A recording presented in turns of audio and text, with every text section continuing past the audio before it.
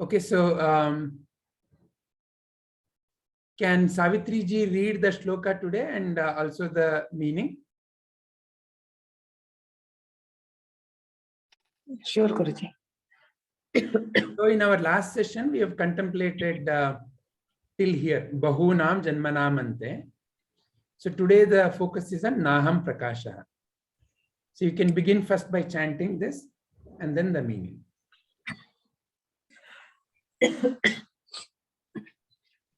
Are you okay? Are you okay to chant? I'm okay to chant, Guruji, but I just forgot the tune, so I'm just trying to recollect the tune. Give me a Okay, second. okay. Yeah.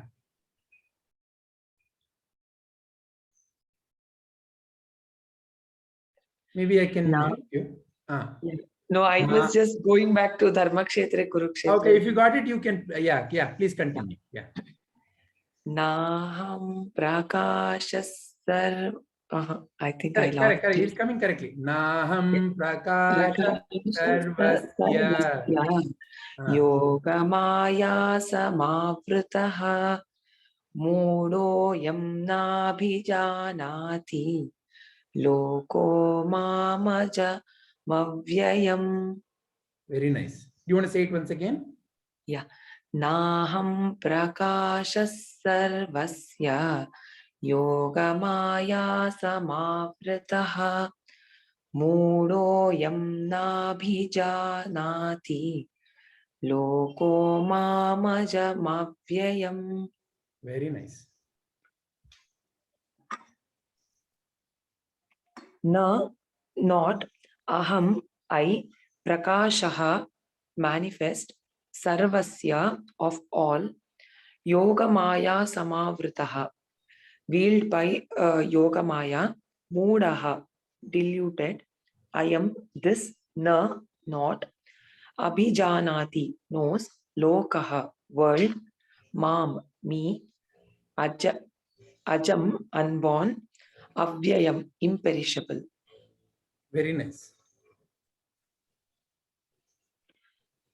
I am never manifest to the foolish and unintelligent. For them, I am covered by my internal potency, and therefore they do not know that I am unborn and infallible. Yeah, so this internal potency is the Yoga Maya. Thank you very much, Savitri ji. Thank you, Guruji. So this is the shloka. This is what Krishna is saying. What is the message of Krishna here?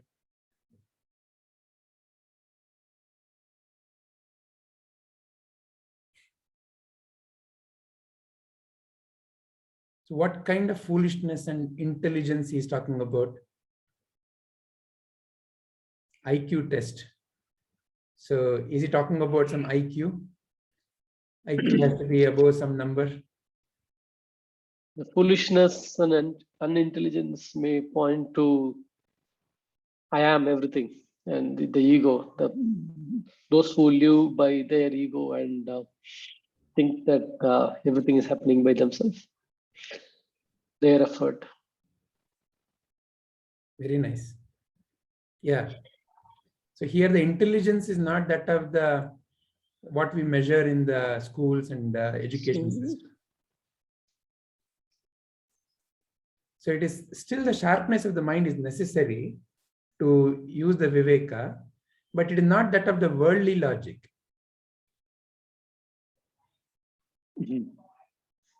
Yeah, when someone is full of pride of, who I am and me and mine, the selfish, for them, Krishna is not manifest. But why?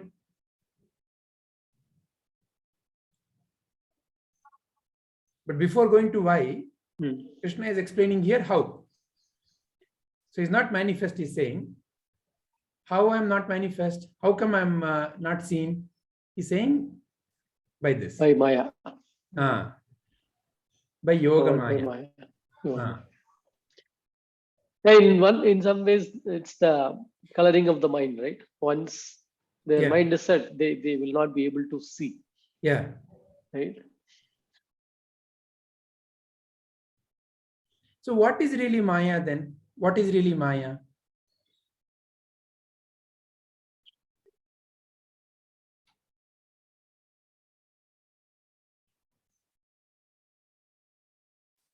Can I say in some ways the Maya is actually making the way the mind functions itself, I feel, is a function of Maya. Yeah. Right? Because the way mind is putting this view, I am unable to see beyond that. Right? For me, whatever I see is all projection of my mind. Yeah. Right? So I am limited by what my mind projects to me. Definitely. That is definitely Maya. Yeah. What else? What other views? So I have a slightly, different way that I am trying to contemplate it. Yeah. That because Maya is one of the reason why we can figure out that we are not all this changing and we are the unchanging. So Maya also can help us because of that Maya only he also took so many forms and names when he came to the earth essentially, but his basic nature is the one that is unborn and infallible and which is not even manifest. So for us also I think like when we say that every moment we are changing, that is because of the Maya Shakti or whatever physical changes that are happening to us, that is because of that. But the unborn and the unmanifest, there is no change to that. So I think he's essentially saying that maybe he's given us the Maya to even decipher that the one changing is not you, but we get so covered and engrossed in it that we forget, we become that ignorant and that foolish person who think that that is who I am, the changing. And so we are not able to realize the real, the real self. Yeah. Excellent. So what is Because Maya then? because how I saw it is like he's giving from the picture that you have depicted here. He's showing the Vishwarupa Darshana to both of them, but the way they see is what is the difference there, right? Like Arjuna is able to see all his forms, all the forms, whether the manifest or the unmanifest, whereas Duryodhana is able to see only one. So I think that is where the difference is. And we should be more like Arjuna. So Arjuna was like everything was surrendered to him. He completely surrendered everything to him. So when you go to that path, then you will be able to see everything, whether it is manifest or unmanifested. Yeah. So the pride of the ego stops one from realizing the true self. That is definitely clear. I am never manifest to the foolish and unintelligent. What does it mean? One who is full of just, his or her own thoughts. Yeah. For such a person, there is no other thought. If all the while I'm doing the, puja of the money or puja of the wealth or power, then, that is all my mind is diverted to. Correct. I have the same power, but that power has been now diverted to acquiring the worldly objects. So in that way, I have become foolish. See, in the outside world viewpoint, you may be the most intelligent. The other day, I heard one news. There was this IIT fellow, very sharp, number one all along. And after IIT, of course, flew to USA, got a very good job. Then was in a very good company, getting very good money. Almost like 14, 15 years, excellent, at the top of his career and profession. One fine day, as it happens mostly in many places in corporate world, he got removed from the job. That night he went, shot his 2 children, his wife, himself, and died.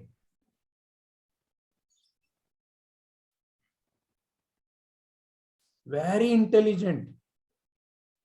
So especially in India, going to IIT means, it's the top of the game. So what was missing?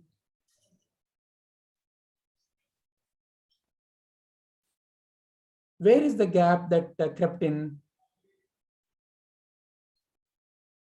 Because there is no... Even though he was so intelligent, I mean, per se, by whatever the IIT and all that, I think that he's much more than that is something that could not be deciphered by that same intelligent mind, I think. So that mind was only focused on marks, money, power, status. So somewhere that mind was never really put to realizing certain wisdom of life. Another way sometimes I feel, I see is like the success leads to the state where you want to control every outcome. Yeah. And if that outcome does not come the way you want, you just cannot accept it. Yeah. Right? Sometimes you can use money to just go and get an outcome, buy an outcome, but then like that's where the mistakes do happen of like that power and money makes people think that like they can create the world or like they can create every circumstance. But then like you cannot control every minute, right? You can do it for a while. That's where your limitation is with whatever you have. I think that's I think that hurts those who are successful a lot. That like the external circumstance defeated or like beat him up. So when you become outcome driven, when you become outcome dependent, when your self-worth is decided by the outcome, then that is the height of foolishness. Yeah. Also, I think, sir, like if you are attributing everything that is successful in your life to yourself, then when you come across failure, then also you have to attribute it to yourself, right? That is what happens. Yeah. So I think that's what I think happened to him. Like when he said that, okay, I am responsible for all that happened. For example, the IIT, the job and everything. When he lost the job also, I think he couldn't connect it to the external, what is happening, and he connected it to himself. Yeah. So if you have taken complete responsibility in a way, see, here is a mind which is only shaped by the thinking part of the mind. The feeling part of the mind. How can anybody, even in the wildest dream, think of killing their own child? Correct. Yeah. So somewhere that feeling part is not necessarily nurtured well. See, in life, no, that's why all the three have to be nurtured. A human is not just a machine of thinking capacity. The feeling, so the thinking has to be combined with the feeling, and on top of it, the discrimination, the viveka has to sit. Yeah. Migration in any one direction is actually very bad. Too much emotions, too much thinking, both are indiscriminate use of both is too bad. So the foolishness here is that of such kind of impressions in the mind. When I get connected to such kind of, oh, my worth is by outcome. It is said that Alexander, people call it Alexander the Great, but Alexander the Fool went on the rampage because somewhere, right from beginning, his mother used to feed him with, you have to accomplish, then only you are complete. That's how the story goes. I don't know whether it is true or not, but that's what some of the historians say. But irrespective of the correctness of that fact, the point still remains. When someone buys into the story of the world, story given by the society, that, what is the definition of beauty? Models walk around on the ramp. They wouldn't have eaten for 20 days. You may know some of the models suffer from fear of eating. They want to eat. Some of them get into this disease called as, I think, bulimia. They Yeah. eat, then soon after eating, they go and vomit because of the fear of their weight increasing. So they have all such insecurities. One small eyelash drops, they go for a surgery.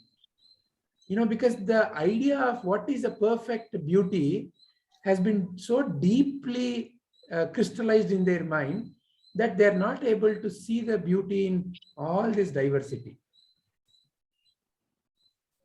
American downtowns. A typical American urban life is, you have a nice lavish house in the suburb and you drive for 30-40 miles and you sit in your downtown office. You don't even time to eat breakfast. You grab a cup of coffee, you come and you work like a donkey till 5 o'clock, and then take another 3 hours journey, and then tomorrow morning you have the call. But you have a lavish house. You have a fantastic house, so well manicured and so nice. Everything is tip top. So many rules. Everything is controlled. Everything is ordered. You go to one downtown, you've seen all the downtowns.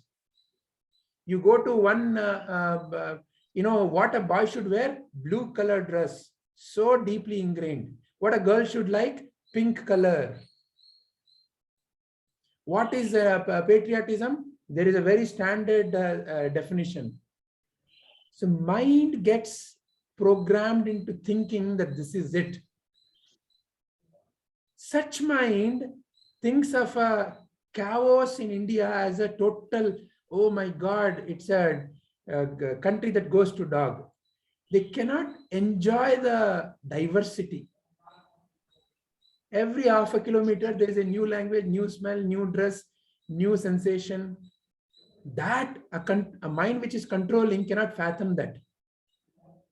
Such a mind goes into thinking that, oh, these people need education. That's what some great Macaulay thought, no? These people are uncivilized. They have to be civilized. Because what is the definition of civilization? My way of looking at life is civilization. Your way is uncivilized. So you see, foolishness is not necessarily, foolish in the outwardly sense. You may be making the most sense when you speak. You bring a lot of data. 87% of Americans like this. Oh, that is what I should also be liking. It's very intelligent, to come up with that number. My God, so many computers, so many people, so many things, so many work has gone, so much of work, such mathematical precision. But ultimately, is it wisdom? One of my friends very recently got into a brain tumor. And apparently his brain tumor is a very rare phenomena. He's been given the rarest gifts. Mostly it is white women who get that. And he is not white, he's an Indian. And mostly in men, it is men who get it, white men. And that too, it is 1 in some 10 million occurrence. So statistically, he's not supposed to get at all. But now look at it. So when we reduce the life to such statistically driven way of looking at life, we become foolish and unintelligent. Because no more I'm listening to my own body, my own feelings. You have to eat protein. How much protein you should eat? Everything has to be measured. You take a protein pill. No. Take animal protein. You stop listening to your own feelings. A little child knows. A little cow knows what to eat. But man can become utterly foolish. But he's so successful. He's making millions, billions, has lavish house, big, manicured plant in front of the house. So that is what Krishna is referring here. Because the mind has got deluded. And Krishna then also giving us the, this Maya is not bad. This Yoga Maya is not bad. I would like to draw our attention to our little friend Amrita Varshini. Let me play her video. This little wonder, no? She, I need to get that, where is that? Yeah, it's easier to find it here. Sir, it's that little girl who is in Yes. Amma's ashram, right? Yeah. Yeah.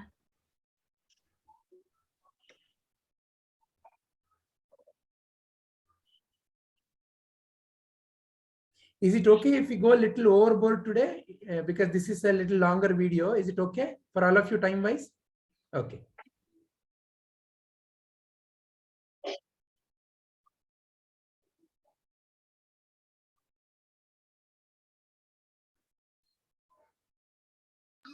Guruji, is it all right if I leave the session? Yes, Savitriji.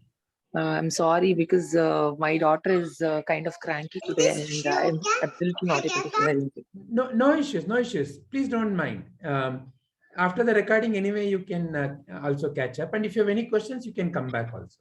Yeah, sure. Thank you, Guruji. Yes. Ram. Says that the Maya is divine, Devi, and that it is his Maya, Mama Maya. When I heard that the Maya was divine, I became confused. Before, I was thinking that Maya was there only to turn truth into lies and lies into truth. This is only one aspect of Maya. Let's look at the other aspects of Maya through a story. During Dwapara Yuga to come on earth as an avatar, the Lord used this Yoga Maya. He came on earth as Krishna.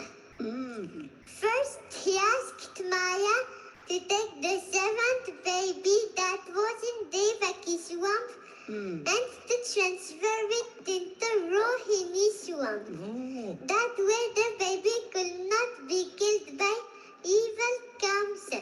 The baby was born as Balarama, an avatar of Shisha and the brother of Krishna. Then Vishnu's Yoga Maya was born as a baby girl in the house of Nanda and Yashoda.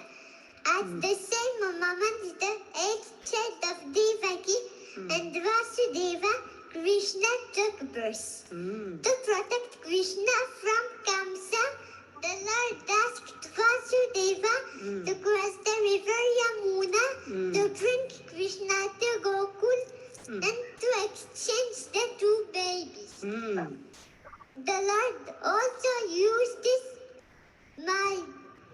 Yoga Maya to make the guards of the prison fall miraculously asleep and to open the doors of the prison. Om Vishnu Maya Namaha. Thanks to his Maya, Krishna could come on earth among human beings to help them remember him whatever they did. Amma also uses her Maya to be with us. She wears veils because if she were showing her real form, we would be afraid. Like Arjuna when he saw Krishna's cosmic form. When I was younger,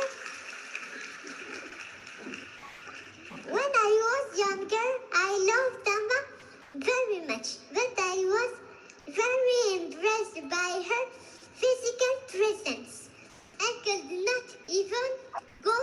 person alone without crying. Imagine how it would have been without this.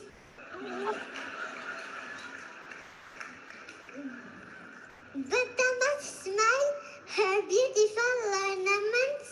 Father would just use this prasad, all those divine leelas created by the power of Maya helped me to feel confident.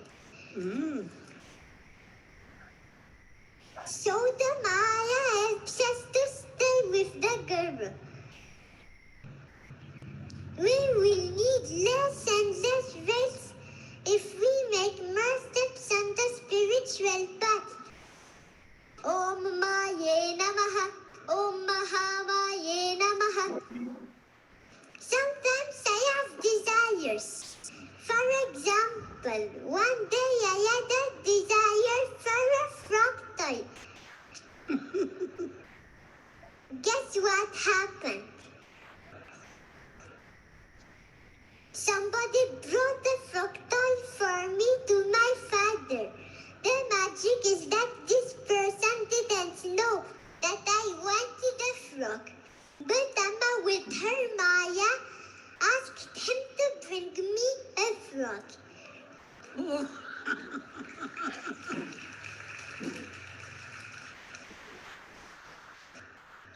Another day, I wanted a picture of Amma feeding elephants.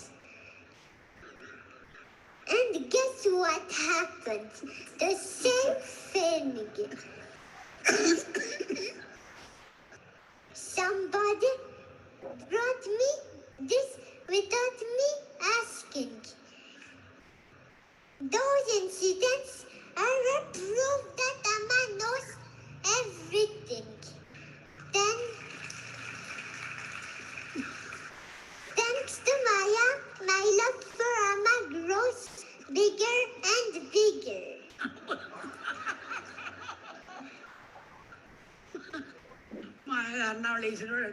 So the Maya helps us to develop faith in the Guru. Sometimes when I don't have what I want, it's like a test from God to see how I will react. Sometimes I immediately accept the situation or forgive the person. But sometimes I get angry out of selfishness or frustration. So the Maya helps us to see our negativities and to grow. Amma tells us to see only good in others, never ever bad in them. She also tells us that Maya is there only to remove the devotee's ego.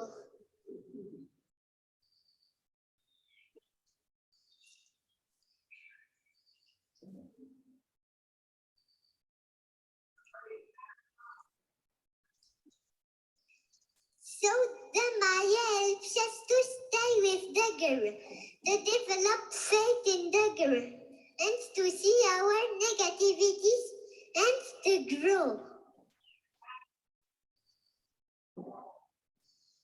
We just have to be careful to not be attached to the impermanent things given by Maya. Duryodhana wanted the army of Krishna, not Krishna himself, and so he didn't win the war and lost it. On the contrary, Arjuna wanted only Krishna, not something from Krishna. So he didn't lose the war, he won the war.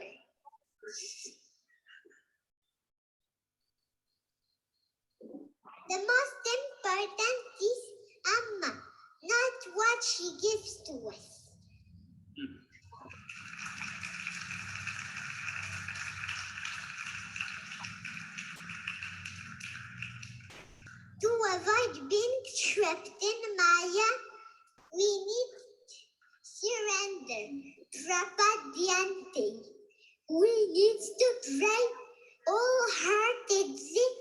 to follow Amma's instructions and to accept all the situations as Amma's prasad like prasada buddhi. In the Bhajan Banthamela, it is said that to go from interest to trust, we need to serve and love everyone in the world.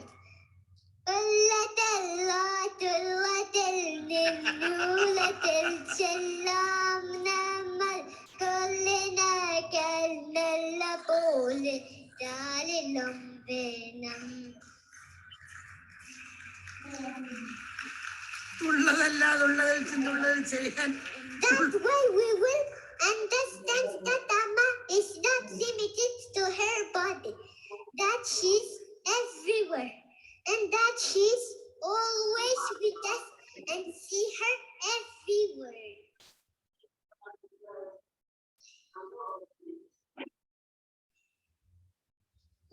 Amma, I pray that you prevent me from being attached to the impermanent things given by Maya and to the Maya of the world. I want to love you selflessly just because of your love that you give us, not because of the toys that you give us.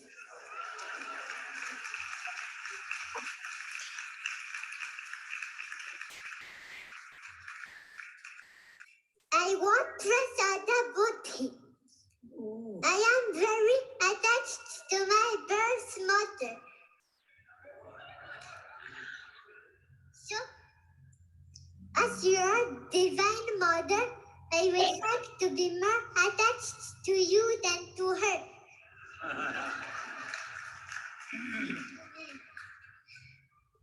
My mother is beautiful flower in Nama's garden, but she won't be able to give me the nectar of immortality. Till she merges with you. Only you can give me this nectar of immortality. As bees, I would like to be a bee drinking the nectar of your hearts.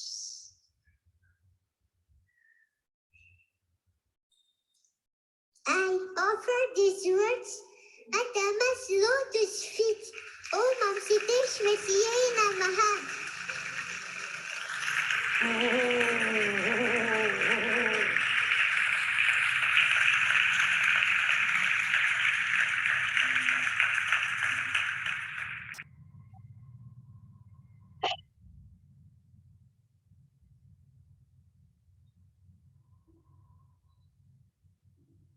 You see, everything that Krishna is saying is captured in that little wonderful voice.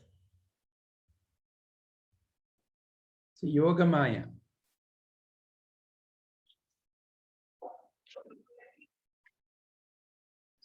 Yeah. Are there any other questions anybody has, or anything Ashwini ji or Shilpakala ji wants to share or ask?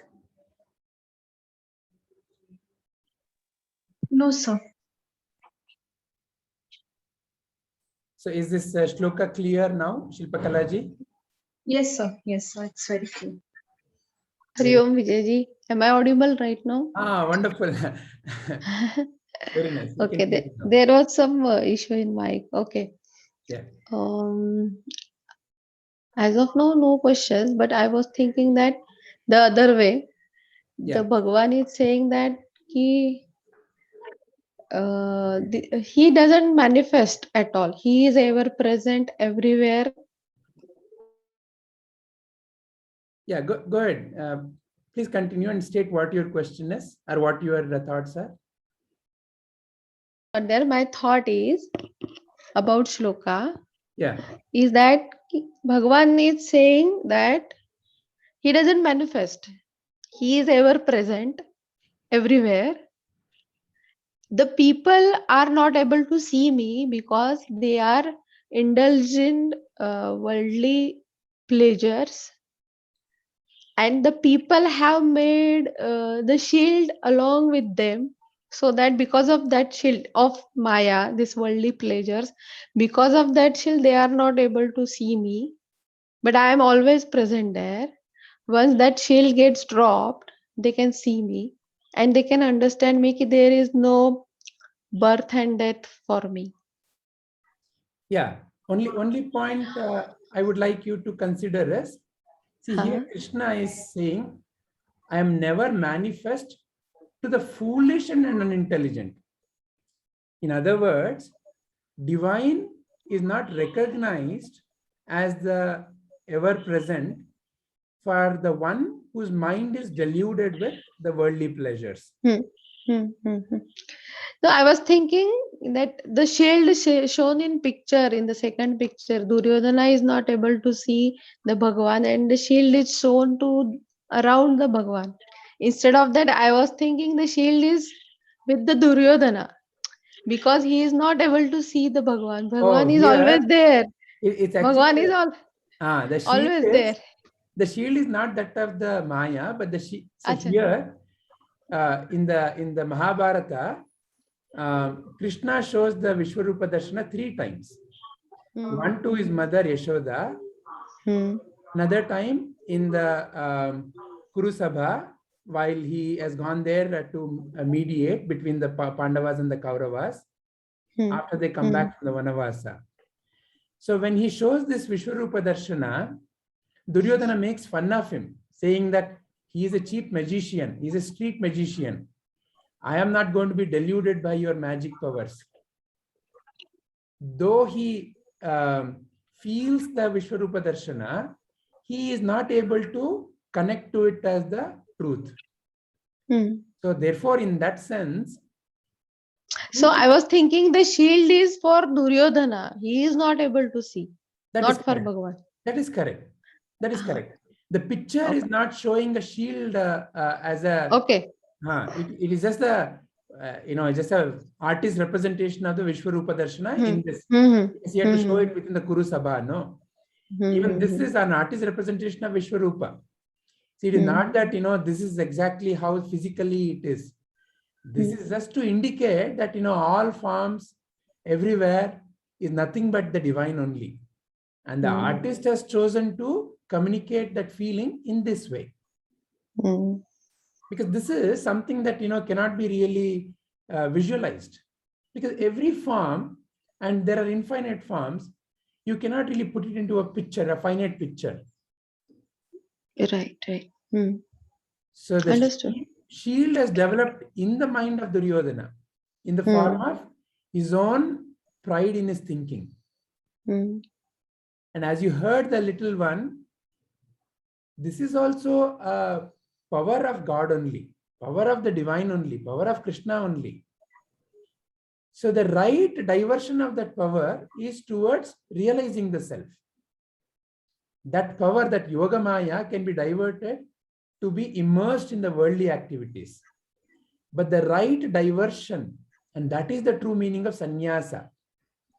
Samyak nyasaha iti sannyasaha, right deposit of the mind. We have to turn the mind in the right direction. Like that little one said, I don't want the toys given by Amma. I don't want to be attached to the toys given by Amma. But I want Amma only. Not Amma as a physical body, but Amma as that eternal self. So that is the right seeking, right direction, right deposit of our mind. So when that happens, then you realize the eternal nature within you. And you become a part of that. So in a way here, Krishna, at the same time, is indicating what happens to a mind that is deluded by the world, and also giving what is the direction to take. So the foolishness is that of the mind full of the pride, and Yoga Maya. But see the bright light, even in for such a mind, is I am covered by my internal potency. So even in that mind, even in Duryodhana, it's Krishna only. Only thing is the Krishnatva, Duryodhana is not recognizing because he has got connected to the Duryodhana qualities. That's all one needs to drop. Prapadyante. Drop the connection to the worldly aspects of Duryodhana and start seeing the niceness within him and others. Does that clarify, Ashwini ji? Yes, yes. Yes, I understood. Yeah. So because, manifestation is also power of the divine only. So who is an avatar? One who has no more the delusion that, one is mind and body. So some show that or display that right from the birth, like Krishna or like Amma. So such beings display that. Our great masters who have realized, they display that. Their worldly conduct is devoid of any such delusion. So in such a mind and body, through such a mind and body, who is only manifesting? It's the divine only. And in others, that divine is already there, but it is masked. So in order to manifest that, only the mask has to be removed. The jewel is inside, but the jewel is not shining because it is covered by the suit. That's the only difference between a jiva and a realized jnani, or an avatar and so-called mortal. So therefore, manifestation is a power of divine only. So divine manifests. Okay. But in a ajnani, it is not, the divine qualities are not fully shining. But in a jnani, the divine qualities are fully shining.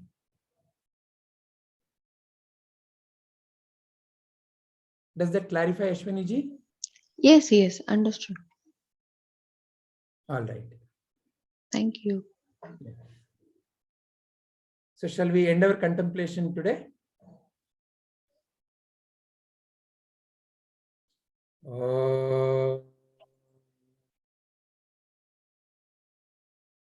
Sarve bhavantu sukhinah, sarve santu niramayah, sarve bhadrani pashyantu, ma kaschid dukkha bhag bhavet. Om Sarvesham Swastir Bhavatu, Sarvesham Shantir Bhavatu, Sarvesham Purnam Bhavatu, Sarvesham Mangalam Bhavatu. Om Shanti Shanti Shanti. Harihi Om Tat Sat. Thank you all. Have a wonderful Thank you, day. sir. Hari Om, sir. See you next Sir, Friday Hari morning. Om, sir. Hari Om. Hari Om. Hari Om, sir. Hari Om.